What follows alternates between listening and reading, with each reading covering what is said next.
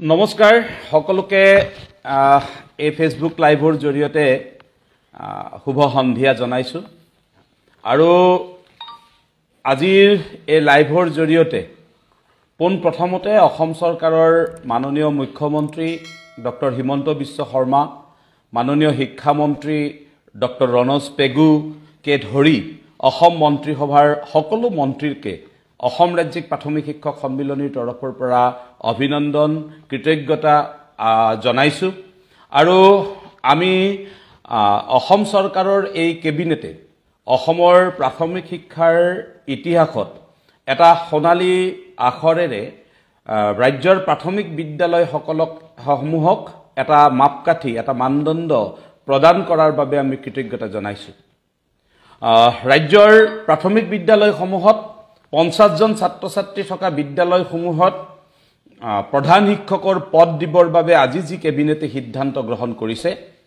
এই সিদ্ধান্তত আমি 100% আমি সন্তুষ্ট নহয় যদিও 80% আমি সন্তুষ্ট এই কথাষাৰ আমি এই কাৰণেই কৈছো যে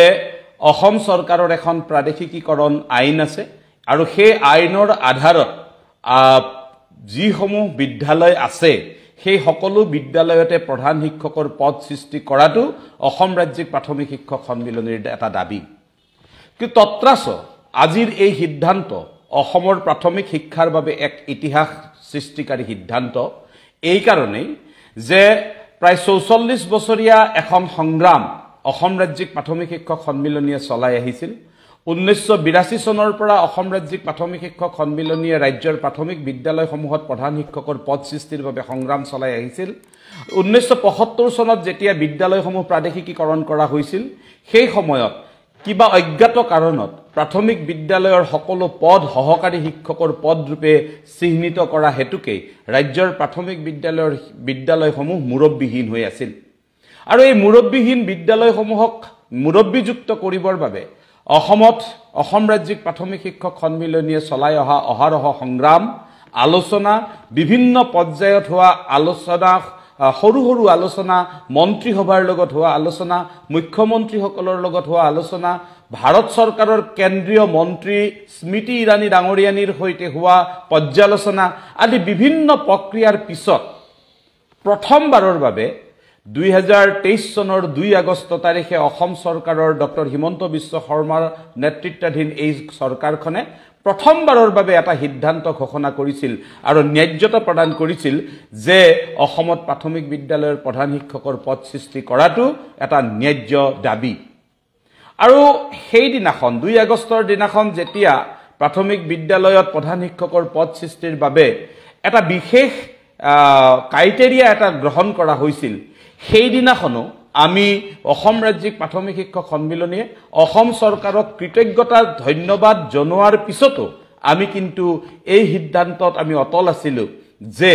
অসম চৰকাৰৰ সেই সিদ্ধান্ত কেবিনেটৰ সিদ্ধান্তত অনা সংখ্যা ভিত্তিক ধাৰণাক আমি কেতিয়াও মানি ল'ব বিচৰা নাছিলো আমি এটা কথা কৈছিলো যে যেহেতু প্ৰাথমিক বিদ্যালয়ত প্ৰধান শিক্ষকৰ পদ সৃষ্টিৰ বাবে ৰাজ্য চৰকাৰে এটা সিদ্ধান্ত কৰিছে তাক আমি সন্মান জনাইছো আৰু ৰাজ্য চৰকাৰে গ্ৰহণ কৰিব খোজা পদসমূহ বা সৃষ্টি কৰিব খোজা পদসমূহ সৃষ্টি কৰাৰ ক্ষেত্ৰত আমাৰ তৰফৰ পৰা কৰিব লগা আটাইখিনি সহযোগিতা আমি আগবঢ়াইছিলো কিন্তু সমান্তৰালভাৱে আমি এই দাবীটো উত্থাপন কৰিছিলো যে শিক্ষা অধিকাৰ আইনে কতো প্ৰধান শিক্ষক পদ সৃষ্টিৰ বাবে ছাত্ৰ ছাত্ৰীৰ ক্ৰাইটেৰিয়া কত ৰখা নাই এই ক্ৰাইটেৰিয়া যেটো দিয়া হৈছিল এয়া শিক্ষা অধিকাৰ আইনৰ 19 নম্বৰ আৰু 25 নম্বৰ ক্লজ দুটা ইমপ্লিমেন্টেশন কৰাৰ কাৰণে ছাত্ৰ শিক্ষকৰ অনুপাত কেনেকুৱা হ'ব লাগে সেই সম্পৰ্কে ব্যাখ্যা আগবঢ়াইছিল আমি এই বিষয়ত অসম চৰকাৰক বিভিন্ন প্ৰকাৰে আমি অৱগত কৰিছিলো মাননীয় মুখ্যমন্ত্ৰী মহোদয়ক আমি অৱগত কৰিছিলো যোৱা 1 মাৰ্চ তাৰিখে অসমৰ বিভিন্ন জিলাত আমি অভিৱৰ্তন অনুষ্ঠিত কৰি তাৰ পৰা প্ৰস্তাৱ আমি মুখ্যমন্ত্ৰী মহোদয়লৈকে প্ৰেৰণ কৰিছিলো আৰু প্ৰতিটো মুহূৰ্ততে আমি দেখিছো যে অসম চৰকাৰৰ মাননীয় মুখ্যমন্ত্ৰী মহোদয়ে গণমতক প্ৰতিদিনে সন্মান জনাই আহিছে আৰু গণমতৰ প্ৰতি শ্ৰদ্ধাশীল ডক্টৰ হিমন্ত বিশ্ব শৰ্মাই আজিৰ এই কেবিনেট জৰিয়তে এটা সিদ্ধান্ত গুৰুত্বপূৰ্ণ সিদ্ধান্ত গ্ৰহণ কৰিছে যে 50 জন ছাত্ৰ ছাত্ৰীলৈকে সকলো বিদ্যালয়তে প্ৰধান শিক্ষকৰ পদ দিয়া হ'ব। এই সিদ্ধান্ত অসমৰ প্ৰাথমিক শিক্ষাৰ ইতিহাসত এটা সোণালী আখৰেৰে লিপিবদ্ধ হৈ ৰব। তত্ৰাচ আমি অসম চৰকাৰক এই অনুৰোধ জনাম যে এই 50 সংখ্যাটোৰ যিটো আধাৰ ইয়াৰ কোনো ভিত্তি আমি দেখা পোৱা নাই। যদিহে সংখ্যাৰ আধাৰ ল'বলগীয়া হয় তেনেহ'লে এটাই আধাৰ আছে, সেয়া হ'ল অসমত থকা বিদ্যালয় প্ৰাদেশিকীকৰণ আইন। বিদ্যালয় প্ৰাদেশিকীকৰণ আইনে যিমান সংখ্যক ছাত্ৰ ছাত্ৰী থাকিলে এখন বিদ্যালয় প্ৰাদেশিকৰণ কৰাৰ কাৰণে সিদ্ধান্ত লৈ থৈছে বা আইনত সন্নিৱিষ্ট কৰিছে, সিমান ছাত্ৰ ছাত্ৰী থকা প্ৰতিখন বিদ্যালয়ত প্ৰধান শিক্ষকৰ পদ সৃষ্টি নোহোৱালৈ ৰাজ্যিক সন্মিলনীৰ সংগ্ৰাম অব্যাহত থাকিব। কিন্তু আজিৰ এই সিদ্ধান্তক আমি স্বাগতম জনাইছো, শ্ৰদ্ধা জনাইছো আৰু অসমৰ কেবিনেটক, অসম চৰকাৰৰ কেবিনেটৰ প্ৰতি অসমৰ প্ৰাথমিক শিক্ষকসকলৰ হৈ কৃতজ্ঞতা প্ৰকাশ কৰিছো। আমি আশা ৰাখিছো সকলো শিক্ষক শিক্ষয়িত্ৰীকে আমি ধৈৰ্য ধৰি এই যি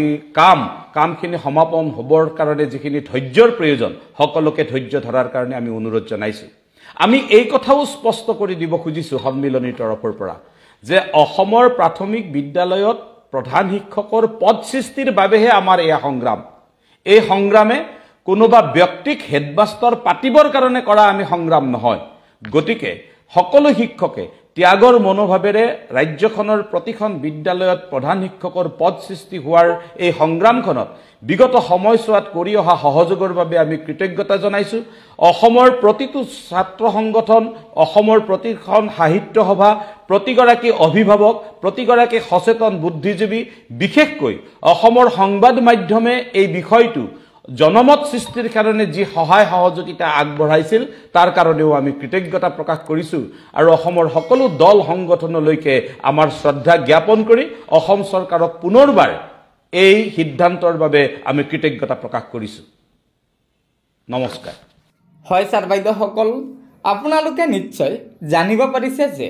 যোৱাকালি অসম চৰকাৰে কেবিনেট বৈঠকত ৰাজ্যৰ প্ৰাথমিক বিদ্যালয়ৰ শিক্ষক কৰ্মচাৰীসকলৰ এটা দীৰ্ঘদিনীয়া দাবী পূৰণ কৰিছে আৰু এই দাবী পূৰণ হোৱাৰ পিছতে সদৌ অসম প্ৰাথমিক শিক্ষক সন্মিলনীৰ সম্পাদক প্ৰধান ৰাতুল চন্দ্ৰ গোস্বামী ডাঙৰীয়াই প্ৰতিক্ৰিয়া প্ৰকাশ কৰি আজিৰ এই গুৰুত্বপূৰ্ণ মন্তব্যকেইটা আগবঢ়াইছে আৰু যিকেইটা মন্তব্য ৰাজ্যৰ প্ৰতিজন শিক্ষক কৰ্মচাৰীয়ে জনাটো অত্যন্ত প্ৰয়োজন। গতিকে ছাৰ বাইদেউসকল, লগত বন্ধুবৰ্গক আজিৰ এই ভিডিঅ'টো শ্বেয়াৰ কৰি ৰাতুল চন্দ্ৰ গোস্বামী ডাঙৰীয়াৰ মন্তব্যকেইটা জনাই দিব। লগতে নতুনকৈ অহা ছাৰ বাইদেউসকলে পৰৱৰ্তী সময়ত ৰাজ্যৰ শিক্ষক কৰ্মচাৰীসকলৰ বিভিন্ন খবৰসমূহ সম্পূৰ্ণ শুদ্ধ তথ্যৰ ওপৰত পোনপ্ৰথমে পাবলৈ অনুগ্ৰহ কৰি আমাৰ এই চেনেলটো ছাবস্ক্ৰাইব কৰি ল'ব। ধন্যবাদ। জয় আই অসম।